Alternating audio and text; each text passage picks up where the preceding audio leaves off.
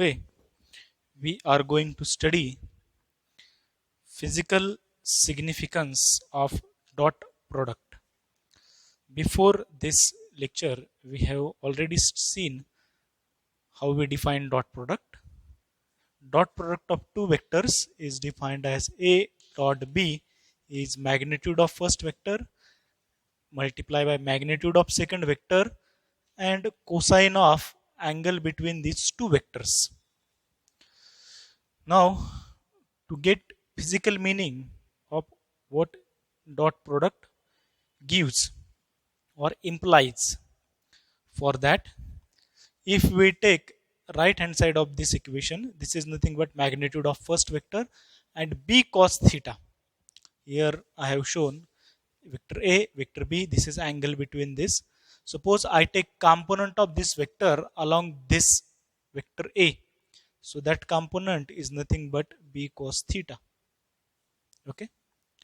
So dot product is nothing but product of magnitude of first vector and component of second vector in the direction of first vector. Okay. Or you can write this as like b into a. Here, suppose I take vector b is magnitude of second vector, then a cos theta is the component of vector a along b. How? We can show that diagrammatically over here. If I take component of this vector along vector b, then we have to take that component is like this. That becomes a cos theta. Okay. So dot product of any two vector, what is its significance? It tells us that component of one vector in the direction of other vector. Okay. So in this way, we can give significance to dot product. Now we are moving to next section, which is vector product or cross product of two vectors.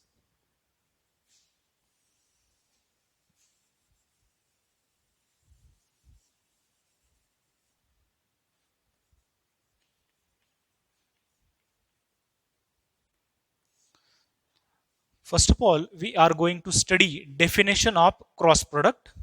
Definition of cross product is that suppose we have two vectors, vector A and B, their cross product is shown like this, A cross B. And how it is defined? It is defined as magnitude of first vector, magnitude of second vector, and sine of the angle between these two vectors. Multiply by n cap. Now see, this is vector product. That's why the quantity on right hand side must be vector. So n cap is the unit vector which is directed along the direction perpendicular to plane of A and B. The plane in which these two vectors lies, that unit vector is perpendicular to that plane. Okay. Again, how can we find out direction of cross product? For finding direction of cross product of two vectors, resultant vector is directed. Its direction can be found out by right hand screw rule or right hand thumb rule. How we use that right hand thumb rule, that I have already mentioned in our previous lecture. Okay. Suppose this is vector A and this is vector B. Then we take our right hand, keep our fingers along the direction of first vector, rotate and curl our finger in a such a way that our curled finger indicate towards second vector, so A cross B, and our outstretched thumb gives direction of this vector n cap. So here in this blackboard plane, vector A and B lies, so A cross B must be perpendicular to this plane. So this is radially outward. Okay. If you change direction of vector B like this, okay, then our vector B is like this. And how can you take A cross B? Now you have to take your hand like this and curl your finger in such a way that it curl towards vector B. In that case, their cross product, that n cap vector, lies into this board. Okay, so in this way we can find out direction of cross product. Okay, the next, this is definition, characteristics.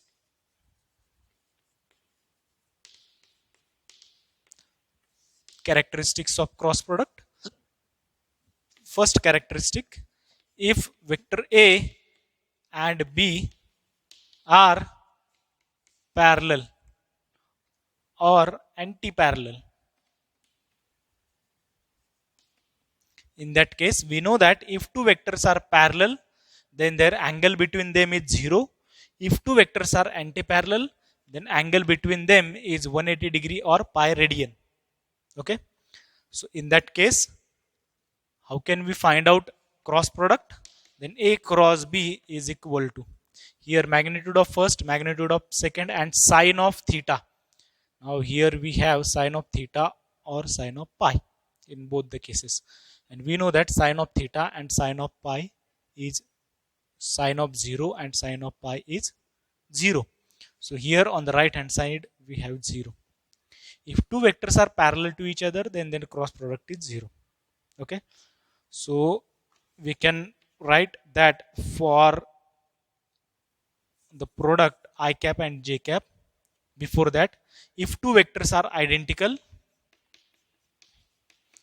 we know that if two vectors are identical, then their angle between them is 0. Again, cross product of A cross A will be 0. So for unit vectors we can write I cross with I cross, j cross with j cross, and k cross with k cross is 0. Okay, so in this way, if you take unit vectors, then their cross product is 0. Now second property, if vector A and B are perpendicular to each other, then we know that angle between them is 90 degree or pi by 2 radian. So in that case, their cross product is A cross B is equal to now A into B sine of 90, which is 1. So here we get AB into n cap. Okay, so cross product of two vectors is nothing but magnitude of first, magnitude of second into unit vector, which is perpendicular to this. Now this unit vector must be perpendicular to A and B. So we can derive laws for unit vectors. Suppose we get I cross with I cross crossed with J. So in that case, we know that this is along x-axis, this is along y-axis. So resultant must be perpendicular to x and y-axis. So that is nothing but z-axis. So resultant vector is k. So I, j, k, these are the Cartesian along Cartesian coordinate systems, x, y, and z axis. They are right-handed triplets, so they follow cyclic relations. Means I, j, k,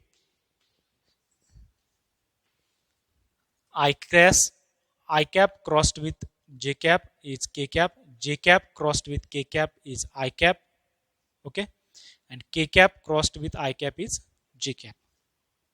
So here I can write this as j cap crossed with k cap is I cap, and k cap crossed with I cap is j cap. If you change order, then here we get negative sign. Okay, which means j cap crossed with I cap is minus k cap. So we are going to study that in laws of cross product. If you change A cross B, then that is minus B cross A. Okay.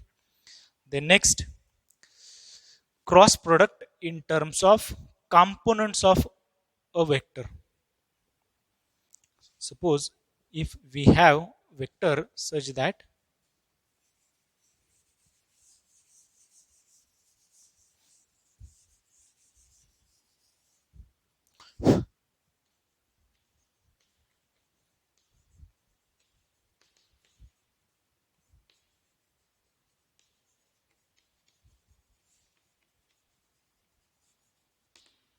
such that vector A is AXI, AYJ and AZK, three-dimensional unit vector. These are the three Cartesian components. Vector B, BXI, BYJ and BZK. Then their cross product is nothing but determinant of IJK, AX, AY, AZ, BX, BY, BZ. And you know how to solve this determinant. I cap AY BZ minus AZ BY minus J cap AX BZ minus AZ BX plus K cap AX BY minus AY BX. So on the right hand side we have that vector which has all the three components X, Y and Z. Okay, so in this way we can find out A cross B. Okay, so in this way we can find out cross product in terms of components. Now next, laws of cross product. The first law that I have already mentioned, which is A cross B is nothing but minus B cross A. So we know that A cross B is like this. Suppose you take B cross A, then this row will come over here and this row will come over here. And by property of determinant, if you change row positions, then sign will be reverse. You can prove by using this also. So this is first law. Second law, cross product satisfies distributive property, which means A cross vector B plus C is A cross B plus A cross C. Third law, for scalar m into vector A cross B is nothing but m into vector A cross B, and which is same as A cross m into vector B. So in this way, for any scalar, cross product of m into A cross B is defined. So these are the three laws which are oftenly used in case of cross product. Now, what is the physical significance of cross product? Okay. If we take cross product of two vectors, then we know that A cross B is what? A into B sine theta into n cap. Now again, if you take geometrically, suppose this is vector A and this is vector B, and theta is angle between these two vectors. A cross B is perpendicular to this. So we know that this is A, which is magnitude of first vector, and this is B sine theta. Suppose you take B sine theta, which means B sine theta is this. So here, if you take parallelogram, which is formed by sides composed of given vectors. Suppose this is vector A, this is again A, this is B, this is B. So vector, we can form parallelogram which is composed of sides of these two vectors, vector A and B. Then A into B sine theta is nothing but this is base of that parallelogram and this is height of that parallelogram. So base multiplied by height is nothing but area of this parallelogram. Okay. So A cross B is nothing but area of this parallelogram, and we are specified unit vector to that area. Okay, so this is nothing but area vector. Okay, so this area vector is perpendicular to this blackboard, A cross B. Okay, so this is the physical significance of cross product. Cross product of any two vector gives area of parallelogram which is formed in such a way that its sides are the two vectors. Okay, so here we finish our cross or vector product, and in next video we are going to study problems on dot product and cross product. Okay, thank you.